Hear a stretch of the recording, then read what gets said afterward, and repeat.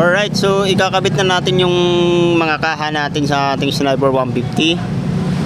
At ito na yung pinaka last part, part 3.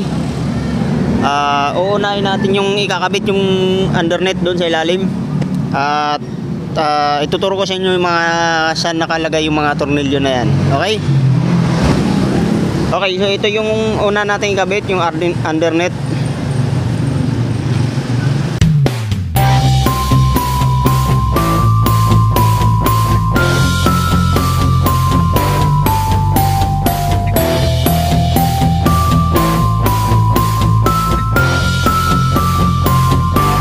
Okay, so yung pagkabit ng may dalawang tornilyo dun sa gilid, ayan, at then dito sa dalawa magkabilaan itong part na to, ito.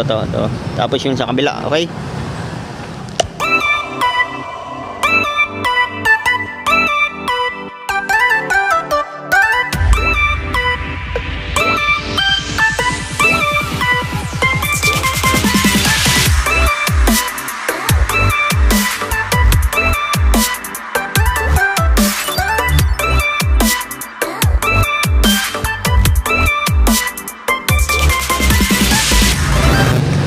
Okay, next natin ikabit itong holder nya. Ito yung patungan sa battery. Dito naman to sa itong part na to, okay?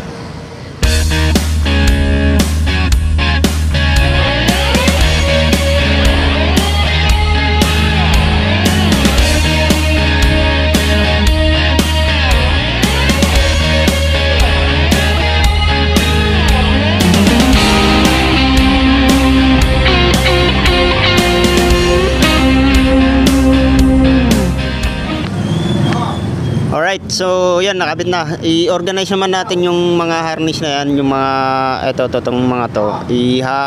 I-organize natin yan, ayusin natin yung pagkalagay, okay?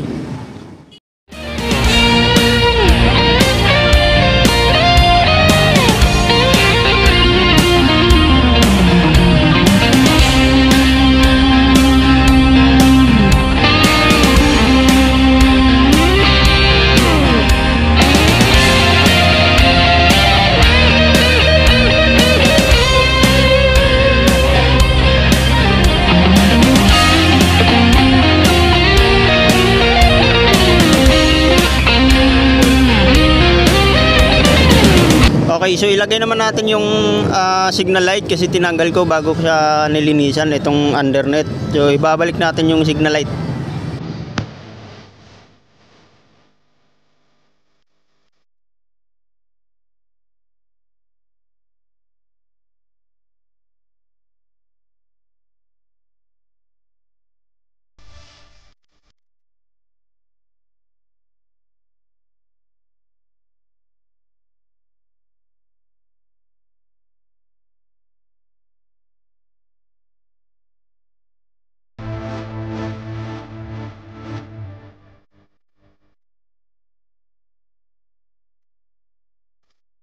Okay, sunod naman natin ikabit yung brake light o yung tail light.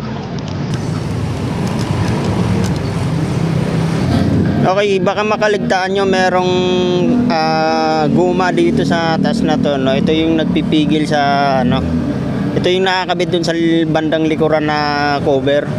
So para hindi siya umaalog-alog pag So baka makaligtaan nyo mawala to, mahirap na, okay?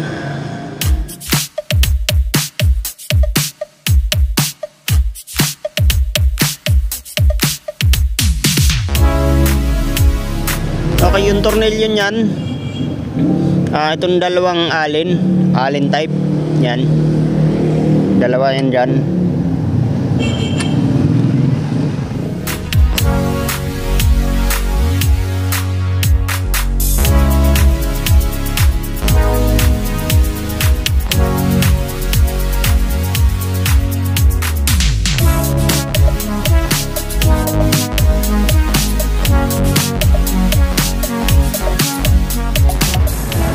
Okay, so ikakabit na natin yung mga connection. Ito, ganun din sa kabila. May kulay naman yan, no? Ito, brown tsaka black. Ganun din sa kabila, black tsaka green. So, hindi ka magkakamali kasi ganun din dito sa kabilang dugtungan.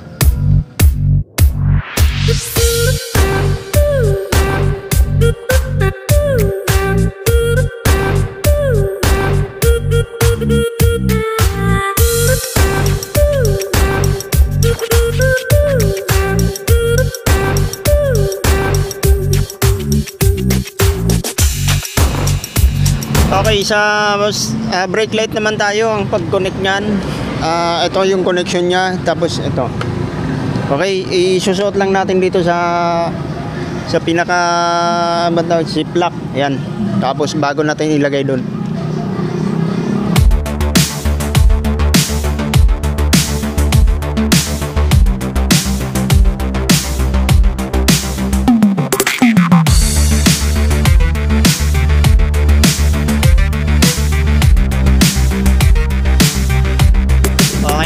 Balik na natin. So balik tayo dun sa harap. Unahin natin ikabit ito yung cover dyan, at bago natin ikabit yung dito banda at saka dun sa kabila. So unahin muna natin dun sa unahan.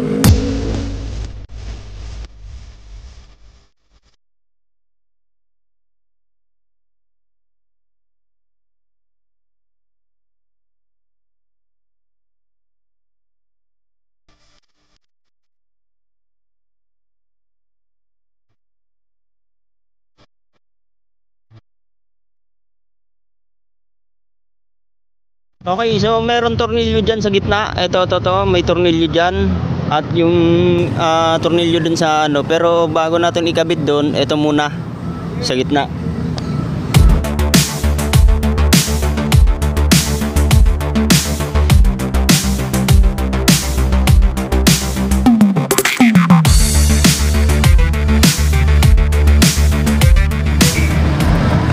Okay, baka makaligtaan nyo to. Itong part na to, nasa harap to. Dito sa banda, sa unahan. Titignan natin. Doon tayo magkuha ng video. Ito siya ay dito part na, dito bandang parte na to. Dito siya nakalagay. So harang to. Okay.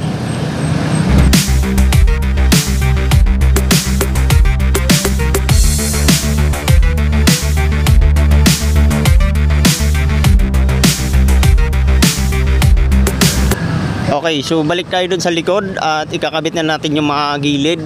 Ito, pati dun sa kabila. Okay.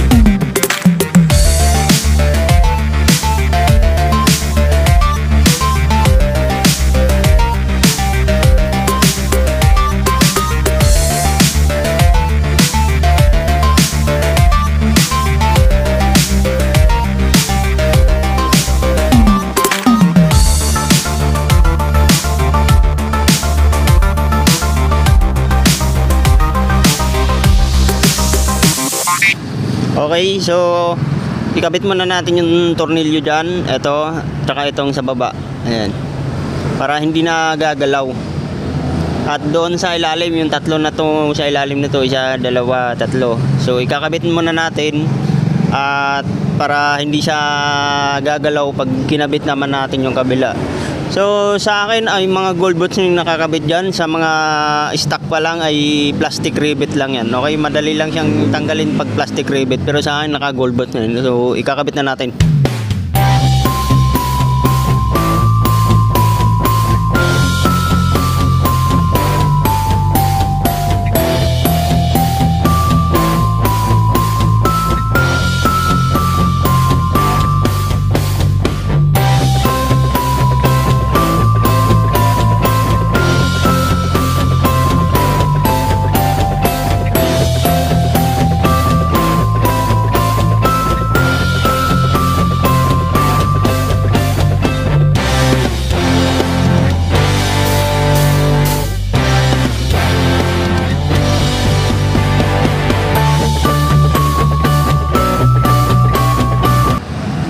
Okay, next sa kabila naman tayo. Okay, so bago natin ikabit pala dyan yung cover na to, ikabit muna natin yung tapaludo para hindi tayo mahirapan ikabit yung park light, no? Yung plate light. Itong ano na to. Kasi pag natakpan na yan, mahirap na isok-sok yung sakit na yun eh. So ikakabit muna natin yung tapaludo bago natin ikabit yung cover dyan, okay?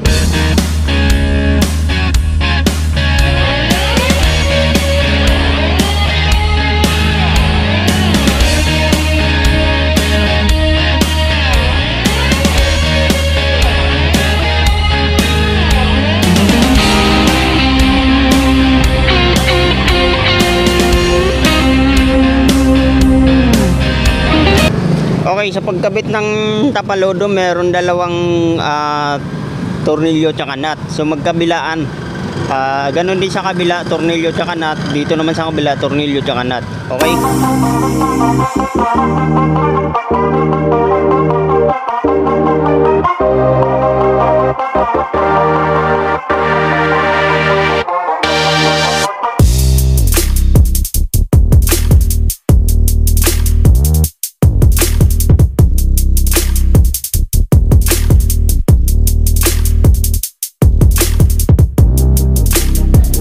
Okay, so isuksok na natin yung sakit na yan. Itong sakit na to doon sa kabila.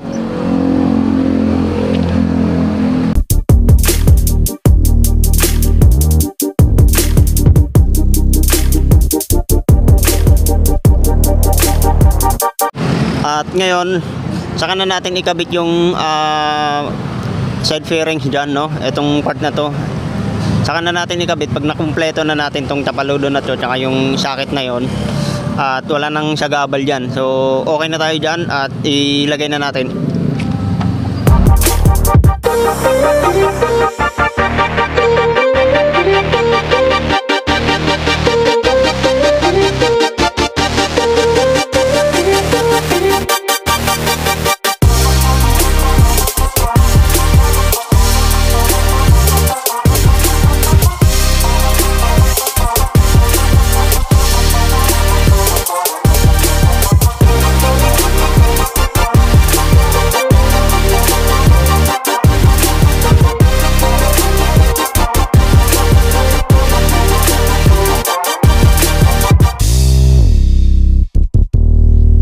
Okay, ganun ulit.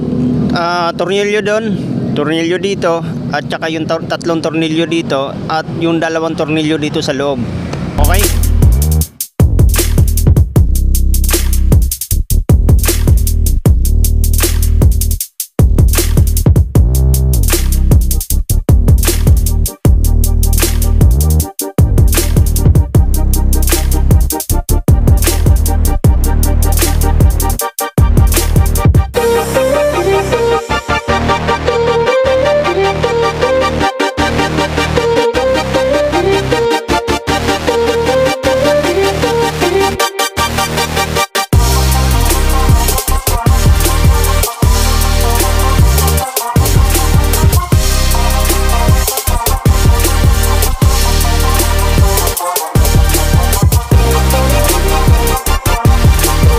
Okay, next natin itong cover dito.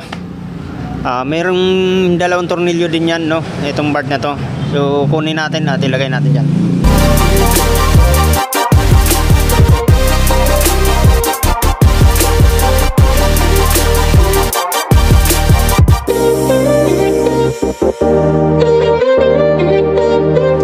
Okay, okay na tayo dyan. So dito tayo sa harap ng konti. Ayan. Okay, so bago natin ilagay yung cover dito, lagyan muna natin yung upuan, no? Tsaka yung ano rito, yung sa may bracket ng step grill. At pagkatapos noon ay pwede na natin ilagay itong ano na to, yung cover na to.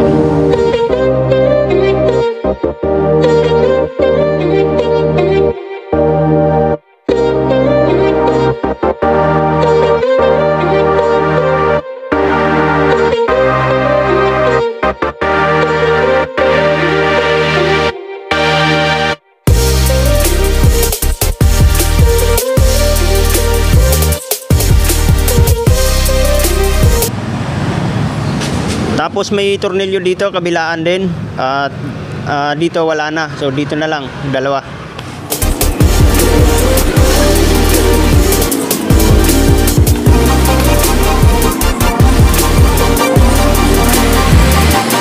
Okay, so okay na tayo dyan. Dito na tayo sa harap, at yung so dito tayo, dalawang to. Pero bago natin ikabit dyan, ito muna yung plastic dito, yung kulay itim, bago yung pinaka outer shell ng ano, yung pinaka outer fairings nya. So yung itim muna ang ikakabit natin dyan.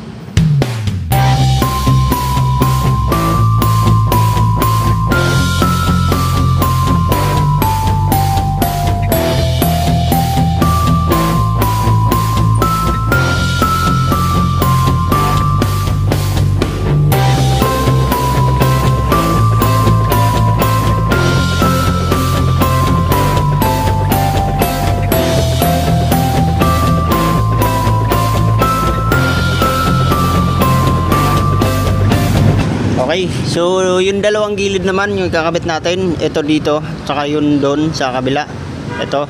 At bago natin ilagay itong pinakataas, okay?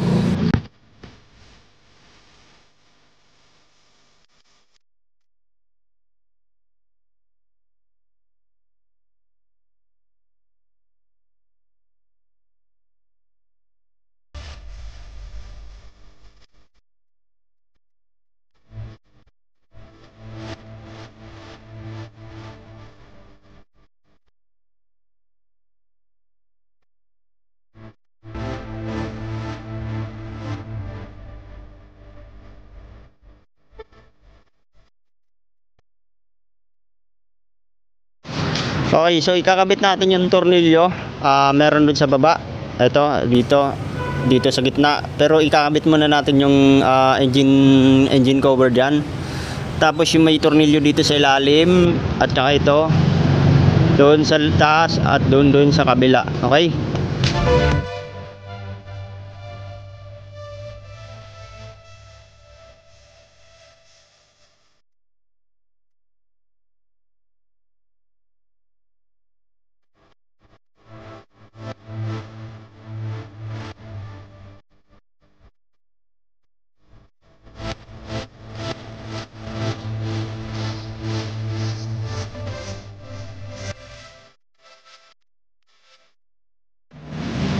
Okay, so ikakabit mo ko na yung ikakabit ko muna yung bilipan bago natin tapusin yung mga tornilyo dyan sa taas. Pati yung air scoop ko dito, ikakabit ko dyan.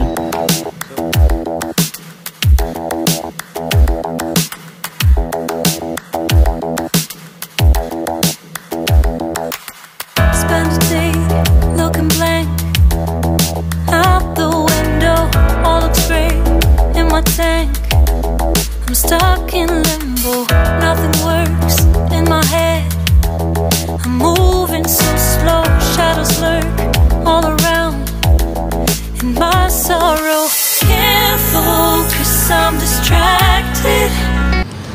Okay, so ngayon ikakabit na natin yung battery, tapos ititest na natin kung wala bang naging error. Pero walang magiging error yan kasi tinanggal natin yung battery. So kabit na natin at itry natin paanda rin, okay?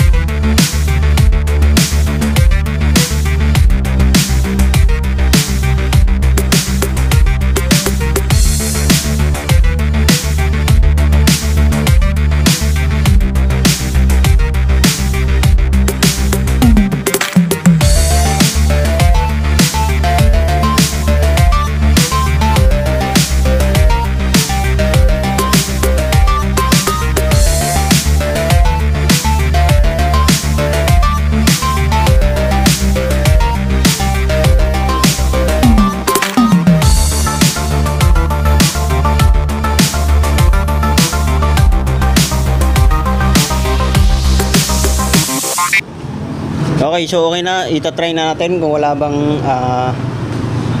engine check. Let's go. Ang paghuhukom. Okay, wala. Alright. So okay, papanda rin naman natin kung talagang okay yung gawa natin.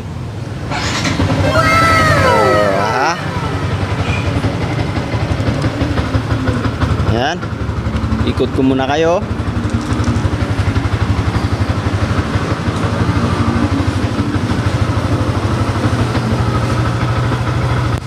Yan. Tapos yung ilaw natin. Okay, good. Hazard. Hazard. Yan. Likod. Alright. So yon lang guys, at maraming salamat po sa panunod nyo sa videos ko. Kung nagustuhan mo itong videos na to ay huwag kalimutang mag-like, mag-subscribe ka na rin. So Alright, so yun lang guys at maraming salamat sa panonood.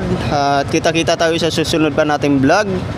Hanggang dito lang muna ang ating gagawin. So next time, throttle body cleaning naman tayo, okay? So good luck and thank you.